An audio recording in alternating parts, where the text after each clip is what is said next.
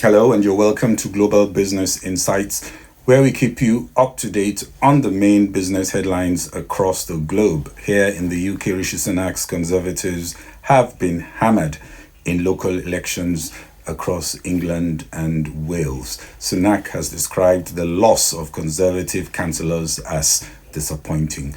We also got today the US April non-farm payrolls showing 175,000 jobs added, below the 240,000 that was expected. Market sentiment has improved significantly as the weaker than expected jobs report strengthens the speculation that the Fed Reserve would be reducing interest rates from the September meeting. The South African government will have to approve the Anglo-American BHP tie-up, and BHP executives are already in South Africa meeting with government officials to sell the deal. The initial offer by BHP was refused, and a revised offer is expected to be proposed very soon. And we are also replaying our analysis of the April Nigerian PMI data and also Apple's first quarter earnings, which were quite strong and are a catalyst for US markets today. And workers in the artificial intelligence sector, including Amazon, Google, Apple, and Microsoft, are reported to be voicing out concerns of working under accelerated timelines as they chase rivals. Several artificial intelligence engineers who spoke to media anonymously out of fear of retribution said they are experiencing burnout as the pressures mount.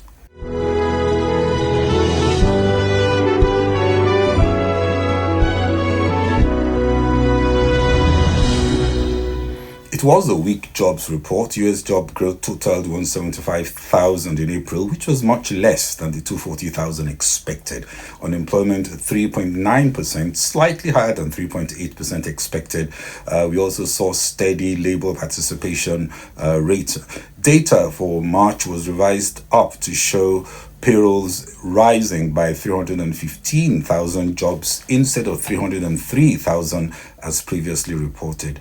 This implied that there were 22,000 fewer jobs added in February and March than initially expected, which was more evidence that the labor market indeed is softening and could press FOMC to soften on the pedal. Indeed, the market is already revising its position and now pricing in 2 rate cuts, from 6 cuts in January and last month's 1 cut. It is beginning to look erratic, and we are still just in the first half of the year. The best news on the impact on inflation could be that in the last 3 months, hourly earnings growth averaged only 0.23% compared with the prior 3 months at 0.4%.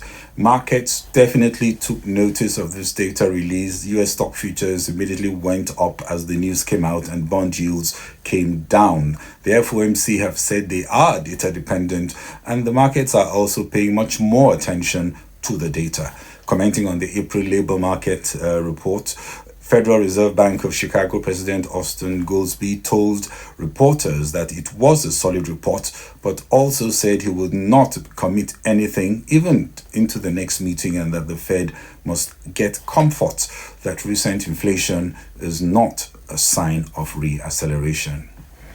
And we hear that after UK-listed Anglo-American last week rejected an initial offer by BHP have sent a team led by Chief Executive Mike Henry to convince the SA government that this is a good deal. Anglo still operates iron ore, platinum, diamond, and manganese mines in South Africa. And even if shareholders approve, South Africa's independent antitrust authority, the Competition Commission, has said that a mandatory merger notification will be required where any transaction involves the change of control over the business of Anglo in South Africa.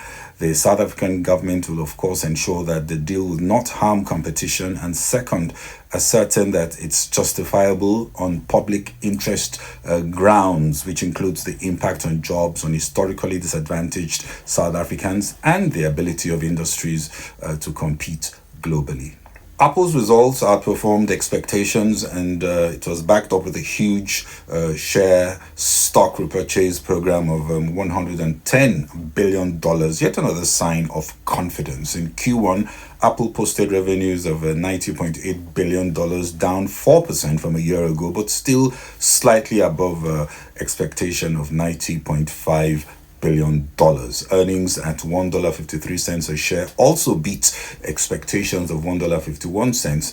iPhone sales, however, dropped 10%, but Apple says that was because of an unusual boost in the previous year after COVID-related disruption. So if you adjust for that, they would have seen a year-on-year increase in the first quarter.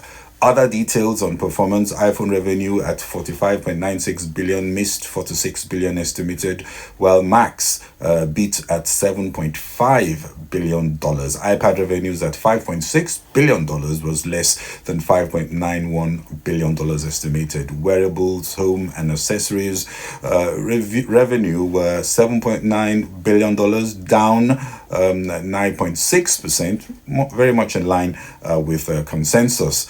Notably, services, which includes the App Store, Apple TV, and Apple Pay, grew 14%, with revenue at $23.9 billion, beating $23.27 billion expected. Other takeaways: Apple increased its quarterly dividend to 25 cents from 24 cents and expanded its stock repurchase program by $110 billion. There was no specific guidance, but CEO Tim Cook had told media that overall sales would grow in the low single digits in Q2. Apple is responding also to an increasingly heated competitive environment in China, where revenues are falling, also facing a possible backlash after the US passed a law to compel ByteDance to sell TikTok's US operations or else be banned. Also, the US Justice Department is suing Apple for its anti-competitive stance to preserve its strong market position in smartphones, and its latest Vision Pro mixed reality headsets are not selling as well as many thought. On May 7, Apple will announce new iPads plus big AI-related plans that could revive demand. But in short, services remains the star business, growing impressively, but a business line also being attacked by regulators for competitive practices. China looks like a big question mark as Apple increasingly pivots to India as it expands its footprint in the faster-growing Asian market. Apple is still seen as the laggard in the AI race, maybe running out of time to deliver another ground-breaking innovation like it did with the iPhone and the iPad. Perhaps it needs a different AI-infused gadget to set it apart from the pack. Nigeria headline PMI's Purchasing Managers Index ticked up to 51.1 in April from 51.0 in March, pointing to a slight overall improvement in business conditions in the Nigerian private sector.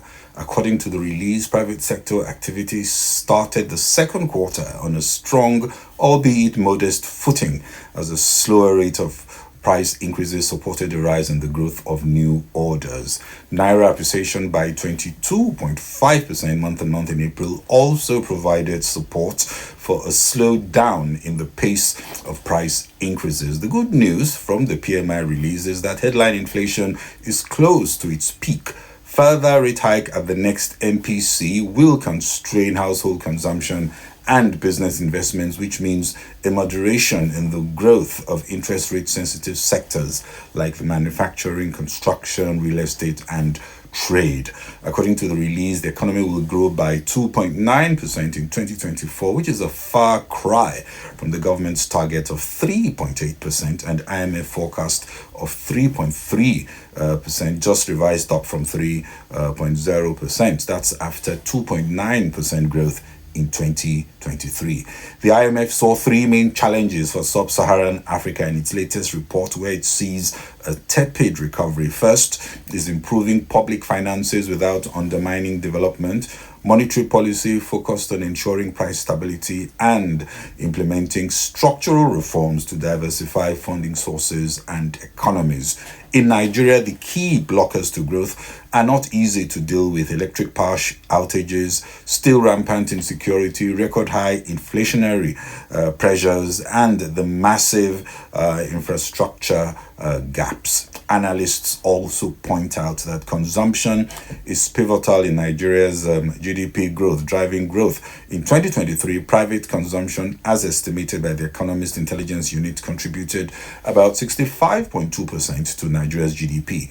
EVI in January, that's Emerging Value Insights in January, had projected a range of 3.2 to 3.7%. The PMI data out today suggests we are likely to get something in the lower end of that range, with potential to see better growth, especially if inflation drops as is expected from June, with improvements in consumption and if oil output continues to improve. Bearish sentiment is building in crude oil markets as the latest US economic data sparked fresh concerns over demand, rising oil inventories, and a potential cooling in geopolitical tensions only added to the downward pressure on crude oil prices. Brent crude, as we speak, is just over $83 per barrel, down 0.41%. European stocks are looking up today, ending a mostly negative week dominated by corporate earnings. Earlier, both Société Générale posted a smaller than forecast decline in first quarter profit, and Credit Agricole, which also announced a jump in net profits, were among the strong performers. Société Générale was up 4.8%, while Credit Agricole shares also up 3.2%. In the US, stocks jumped sharply after Apple earnings released yesterday, and the softer than expected April jobs report also boosting hopes that the Federal Reserve could start cutting interest rates soon. As we speak, Nasdaq is up 1.95%, Dow 30 up 1.15%, S&P 500 up 1.16%, Russell 2000 up 0.95%. Well, that's it for me on Global Business Insights. This is Bode Oshosami. Please share, kindly follow on Facebook and LinkedIn, subscribe on YouTube and X. Thank you very much for watching and following. Bye-bye.